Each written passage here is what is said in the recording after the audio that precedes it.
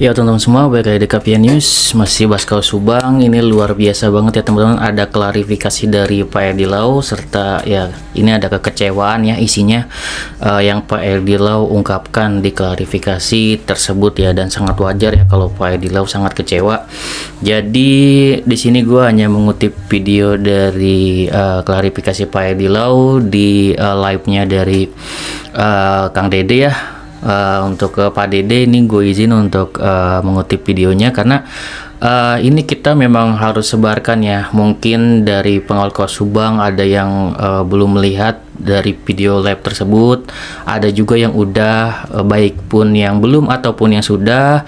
Gue minta teman-teman semua untuk berkomentar, dan juga gue selalu mengingatkan juga untuk dukung Pak Edi Lau, karena memang kalau gue lihat dari awal ya, Pak Edi Lau ini sangat sangat jujur apa adanya gitu ya. Gue support banget ya, karena gue lihat dari kepribadian beliau ini bener-bener tulus gitu teman-teman. Makanya gue sangat mengapresiasi gitu ya. Gue mengapresiasi semua pengacara Pak Rohman dari awal. Gue sangat apresiasi, walaupun ya tentunya gue kritik kalau ada, memang harus ada hal yang dikritik kan kayak gitu. Begitu juga dengan Pak Edi Lau, di awal juga gue ada kritikan juga kan kayak gitu.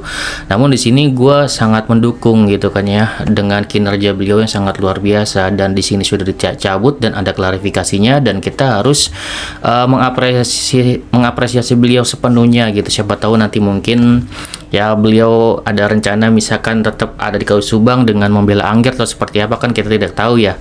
Kita support terus aja, dan inilah klarifikasi dari Pak Edi Lau ya, biar makin jelas. Sebenarnya di sini ada videonya panjang, mungkin nanti gue bagi menjadi 4 video ya dari Pak Edi Lau ini, dan semoga teman-teman bisa menyimak dan semakin jelas ya. Untuk Kaus Subang ini ada suatu hal yang dibongkar-bongkar oleh Pak Edi Lau gitu. Oke, kita simak aja klarifikasi awal dari Pak Edi Lau ya teman-teman. Terkait apa nih, saudaraku? Ya, terkait dengan tadi masalah pencabutan surat kuasa, terus katanya apa langkah-langkah ke depan Bang RD, apakah masih concern untuk mengawal kasus Subang? Silakan Bang.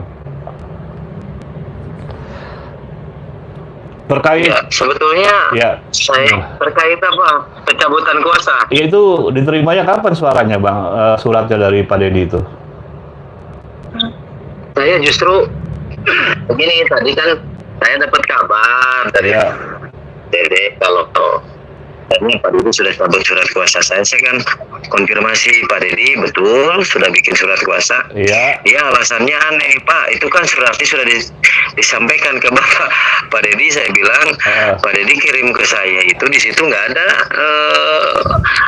pencabutan kuasa, baru udah kirim ke saya. Iya. Ternyata memang dalam dokumen tersebut sudah dicabut kuasa secara sepihak. Iya. Saya cuman alhamdulillah Pak Dede, kalau ini dari hati nurani Pak Dede. Iya. Tapi kalau misalkan nanti ditemukan ada intervensi, saya marah. Saya bilang itu kan semua mencabut. Jadi kalau secara pengacu kepada pasal 313 KUHP tentang surat kuasa, saya sudah sah dicabut kuasanya oleh Pak Dede secara sepihak dan tidak hormat. Kalau Pak Dede. Iya. Jadi istilahnya itu tuh sama aja dengan pencabutan sepihak ya. Betul. Tapi ini saya mau lengkapi. Iya. Oh, mau. Ada motor lewat. Oke. Oh, lagi di luar. Nah, saya itu kemarin aneh. Iya. Tiba-tiba saya dikirimin link YouTube-nya Pak Dede Sumitro oleh Bang Puri. Iya. Nggak usah pakai Bang, dia umurnya di bawah saya, pakai Puri lah sekalian kan gitu. Nah, si Puri ini kemarin kirim ke saya linknya Pak Sumitro. Ini maksudnya apa? Nah, saya bilang gitu. Iya. Nah, kamu kirim link kok nggak bisa dibuka? Saya bilang, maksudnya gimana? Nah, dia menyampaikan begini. Ini kalau mencatut nama saya harus ada izin dulu. Iya. Saya bilang, siapa kok harus izin dulu? Iya. Saya nggak perlu izin dari kamu. Saya berhak di situ menyampaikan suatu nama. Nama RD Lau aja bisa diomong-omong, itu si RD Lau itu sah-sah saja. Emang kapasitasnya apa? Dia mempertanyakan gitu. Nah, harusnya izin dulu ke saya katanya. Jangan sampai membawa nama saya. Iya. Terus? Jalannya Deddy Sumitro menyampaikan bahwa dulu menyala-nyala bahwa kami ke sana dengan apa itu si Pia itu sama si Yuni, terus banyak sekali itu di grup itu kan menyala-nyala dukung saya. Nah sekarang saya kirim voice note ini ke dia seperti begitu. Nah sekarang posisinya ketika saya sudah menyala-nyala, sudah berdarah-darah, sudah capek, nggak kepalang, saya bilang. Nah waktu itu saya menyampaikan dengan voice note seperti ini. Dan ini sama dengan apa yang disampaikan ke Puri dengan ke Pak Dede sama. Saudaraku, saya ada di Polres Subang. Alhamdulillah perjuangan kita menemukan hasil, ternyata sudah turun SPLID kan begitu. Dia jawabnya gimana coba? Lah, gua malas ngurusin kasus Subang, dapat capeknya aja. Nah, saya bilang kamu ngomong kayak begitu, kamu sebagai media harusnya equal. Ya, teman-teman yang mendengar visual suara dari saya, kalau media, kalau jurnalis itu equal. Anda mau wawancara Erdelo, Anda mau wawancara Sylvia sebagai kuasa hukum Yosep, mau wawancara ATS, mau wawancara Rohman, Pajar, itu harusnya equal dong, adil loh. Baca lo undang-undang jurnalis, undang-undang pers, masa nggak paham undang-undang pers? Iya, betul. Ada saya yang dulu dianjung-sanjung, didorong-dorong ke atas segala macam. Nah, sama dengan saya posisinya sekarang diinjak-injak kan gitu, nggak ada harga dirinya saya. Nah, tapi pas kejadian itu jadi cabut kuasa. Jadi saya patut menduga apakah mungkin ada campur tangan Puri di sini kan begitu. Kalau ada orang lain mengintervensi urusan saya, ke proses hukum, orang itu nggak ada urusan Pak Dede dengan saya. Caranya tidak baik, tidak terhormat, tidak mengedepankan adab. Bahkan orang-orang itu tahu kan. Saya itu orangnya tegak lurus Pak. Kalau saya nengari perkara yang sudah belakang apa adanya. Kalau orang yang nggak suka dengan saya berarti nggak suka dengan kejujuran. Bahasa yang saya sampaikan itu untuk rakyat demi keadilan. Nah, disangka kami saat tadi saya. Jadi hari ini Pak Deddy Sumitro saya webinar, saya menjadi keynote speaker terkait kasus Villa Cirebon dengan Polda Jabar. Dan di situ pun kebetulan unit Krimsus ada yang menangani perkara. Itu Pak Erdelo yang sekarang di Subang. Ya kami ngobrol dulu ya. Jadi mohon maaf ya, Dedi cari lawyer yang mengawal kasus ini, bisa ketemu dengan Pak Surawan, bisa ketemu dengan Dirkrimsus, bisa bertemu dengan penyidik Polres, bisa memfollow up, bisa timbulnya sekarang usaha saya sampai turun penyidikan dan penyelidikan. Bahkan saya bertanya alasannya kenapa sih ini sampai tidak bisa dapat lagi ke Polda.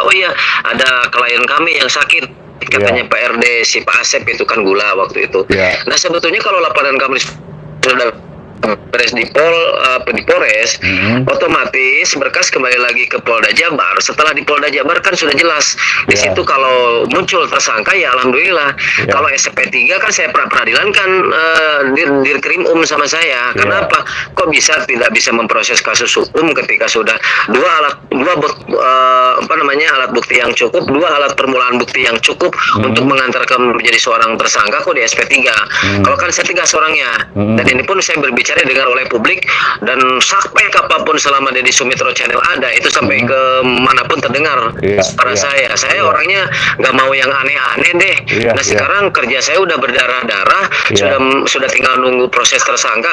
Kok bisa gitu. Dan memang dari awal Pak Deddy ini dapat intervensi dari pihak Polda Jabar. Pak Deddy dicabut aja kuasanya karena Pak Deddy sekarang kan juga sudah tahu menau kalau kasus ini dan sebagainya. Nah ditambah lagi saya kaget dengan cara-cara yang tidak terhormat, tidak memiliki adab, dan saya pun juga ada konspirasi, juga mengintervensi pekerjaan saya. Kok tiba-tiba saya dicabut dengan tidak hormat?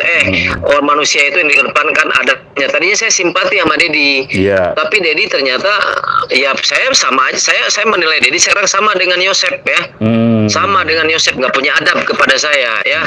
Secara hukum Yosep itu udah kuasa hukum saya, udah tanda tangan, udah cabut kuasa Rohman waktu itu karena saya mengedepankan adab sebagai sesama rekan sejawat, makanya Bang Rohman sampai ini ya. Nah sekarang harusnya Mbak Sylvia sebagai lawyernya Pak Yosep, coba dong koordinasi dengan saya. Sampai saat ini penandatangan kuasa hukum saya untuk belum dicabut oleh siapapun. Jadi kacau ini orang, gara-gara orang nggak punya adab ini ya.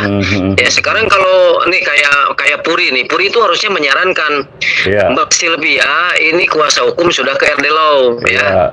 Jadi gini, saya ceritakan dulu biar komplit di depan channelnya Deddy Sumitro. Siap mendengarkannya Pak Deddy? Disimak nih. Dengerin gini. Waktu itu kan saya ngomong apa adanya dan saya akan menjelaskan bukti yang sebenar-benarnya ya. Dengan mengucap kalimat demi Allah kalau saya bohong nih. Dengerin para netizen.